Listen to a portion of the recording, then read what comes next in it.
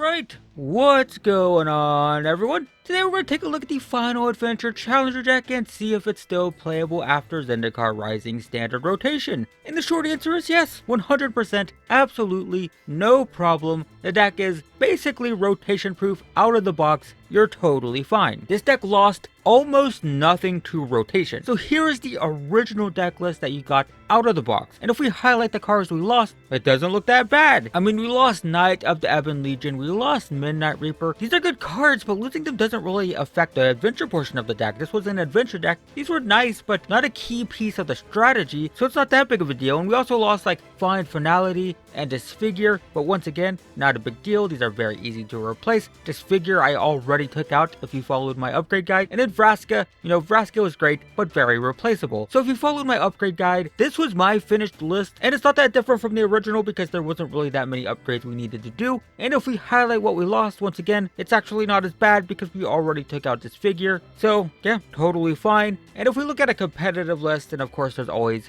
variations and whatnot, but this is a rough idea of what a tier 1 Golgari adventure deck looked like, and once again, not a big deal. The deck is largely unaffected by standard rotation because so much of it was rooted in Eldraine. I mean, it was an adventure deck, and adventure was an Eldraine mechanic, so Lucky Clover, Edgewall Innkeeper don't rotate, neither do any of our adventure creatures like Lovestruck Beast, Murderous Rider, Smitten Swordmaster, so at most you lost a few cards. And we have plenty of ways to replace them. Vraska and Find Finality can go into any of these planeswalkers. I really like the Garruk's personally. I play them in my own version of the deck. Big Garruk is great because he can kill stuff, and Small Garruk being a 4-mana walker that pumps out tokens is pretty great, so I like both of these. These are fine replacements for Vraska and the Find Finalities. They're totally fine there. Both of the Garruks are very cheap as well. I think they're like $2 to $3 each, maybe $4 at most. So $2 to $4 USD for a Garruk to replace the Vraska is not too big of a deal. Beyond that, you should either fill the rest of the deck with Beanstalk Giants or Knights. Remember that Smitten Swordmaster really wants Knights in play. That's why Knight of the Ebon Legion was in the original deck. So if you're playing the Clover Knights version, where you're trying to kill your opponent with Smitten Swordmaster, I don't recommend Beanstalk Giant.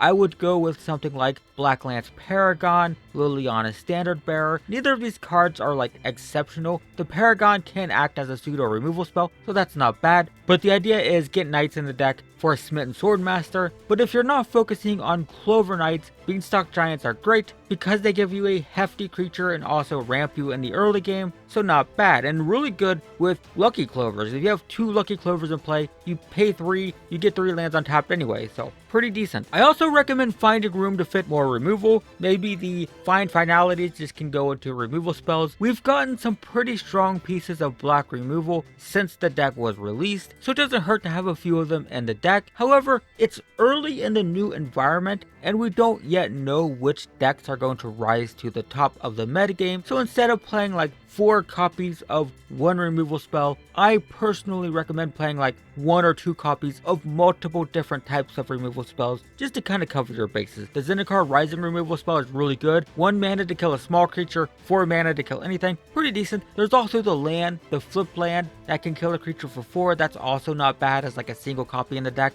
So yeah, there's lots of really good removal now. Getting a couple of them into the deck isn't a bad idea. The same goes for the sideboard though. Because we don't know what we're going to play against, I recommend filling it with things that are just kind of generic, like, Extinction Event, always kind of good. Eliminate, usually useful. Wilt is fine. I just recommend filling it with just generic removal for specific decks, and we'll figure out what we need to sideboard against once the metagame actually settles down. And that's it. What can I say? The deck basically survived rotation unscathed. Here's a rough idea for a post-rotation deck, I guess. I mean, it's basically the deck you're already playing, so there's not much to see here, but yeah, just play your deck. Your deck's fine. It didn't rotate. It was a rotation-proof deck. You were good the day you bought the deck. So there you go, guys. Hopefully that was helpful. Not that I have much to say. I'm just here to tell you that your deck's totally fine. So there's not really much for me to do. I can't really be helpful because your deck's good. So thanks for watching regardless, I guess. And I will see you in the next one.